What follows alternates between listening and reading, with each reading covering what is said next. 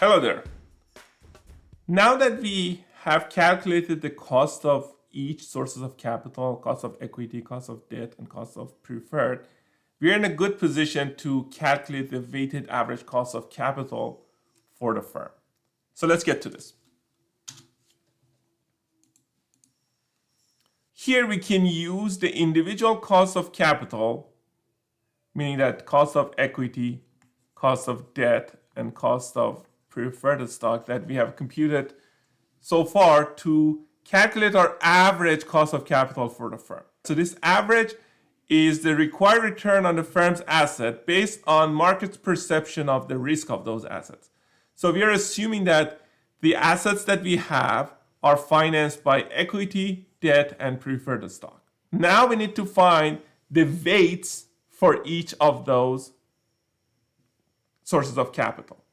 So the weights are determined by how much of each type of financing was used to purchase these assets, or how much of the total value of the firm was financed by equity, how much of it was financed by debt, and how much is financed by preferred stock. Again, keep in mind, if the capital structure of the firm was equally weighted, like if we had 33.33% in debt, 33.33% in equity, and 33% in preferred stock, we could just add those costs of preferred, cost of debt, and cost of equity and divide it by 3. But this rarely happens. You rarely have a capital structure that is equally weighted between all sources of capital. Most of the time you have capital structure where it's like 50% debt, 10% preferred, and then 40% equity, or any other combination. But it rarely happens that you have equal weights. So that's why we need to consider these proportions when we calculate the average required rate of return or average cost of capital. So that's why we need to find the weights for each source of capital. For capital structure weights, if you know the target capital structure,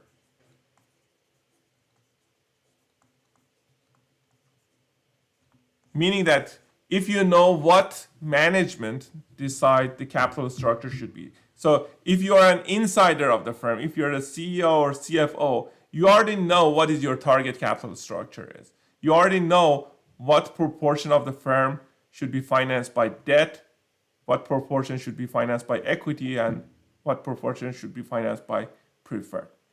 But this information is usually not available to people outside the firm. So if you don't know the target capital structure rates, estimating the weights using the current market values rather than book values is better.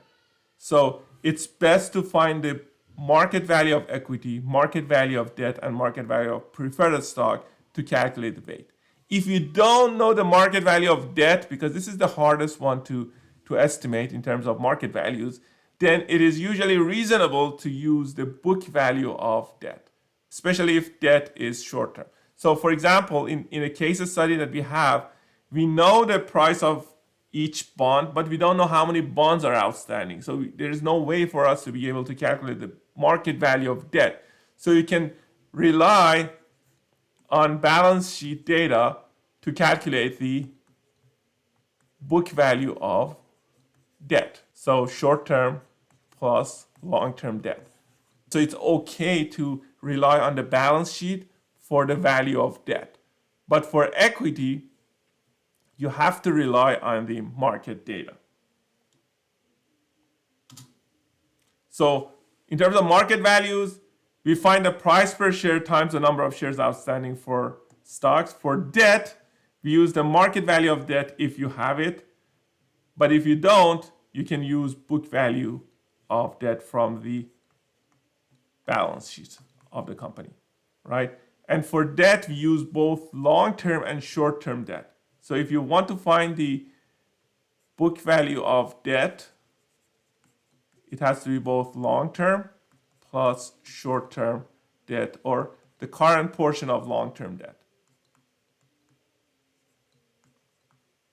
portion of long-term debt.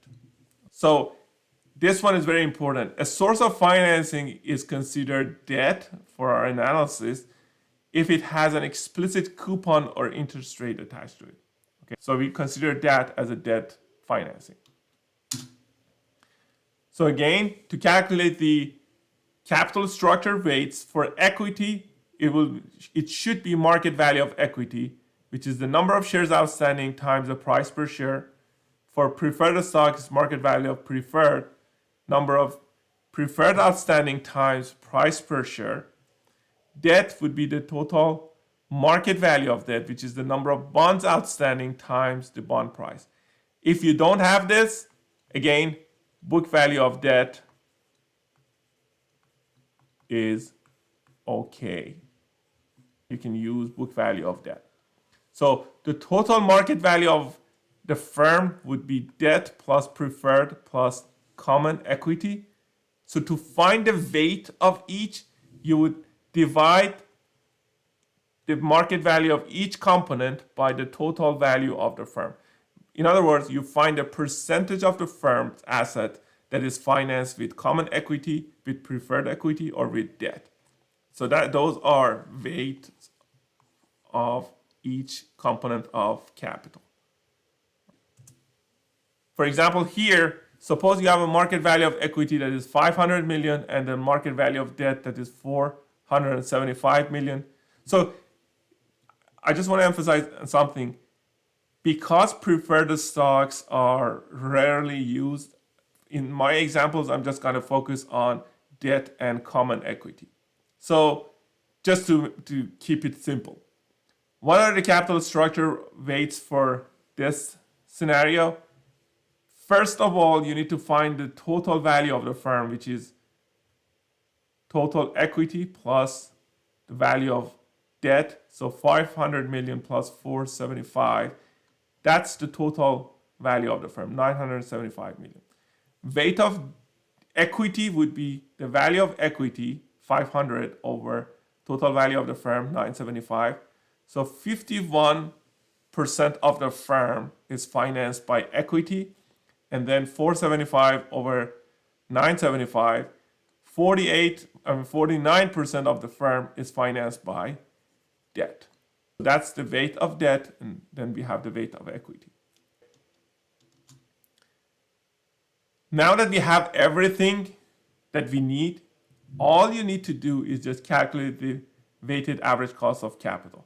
Weighted average cost of capital is the weight of equity times the cost of equity plus weight of preferred times the cost of preferred plus weight of debt times the cost of debt.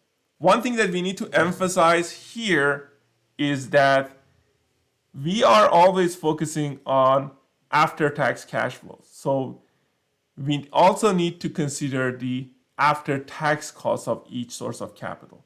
The only source of capital that has a tax effect is debt, because the interest payments are tax deductible. So interest expense reduces your tax liability, and this reduction in taxes reduces the cost of debt. So the effective cost of borrowing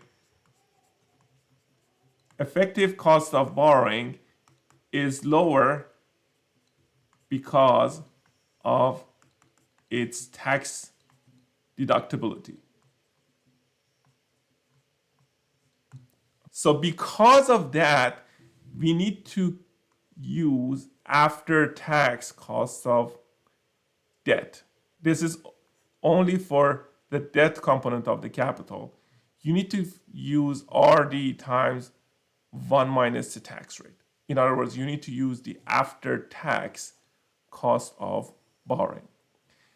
Dividends are not tax deductible, so there is no tax effect when it comes to equity or preferred stock, but since interest is tax deductible, that lowers the effective cost of debt. So we need to include the after-tax cost of debt. I hope you find this video useful, and thanks for watching.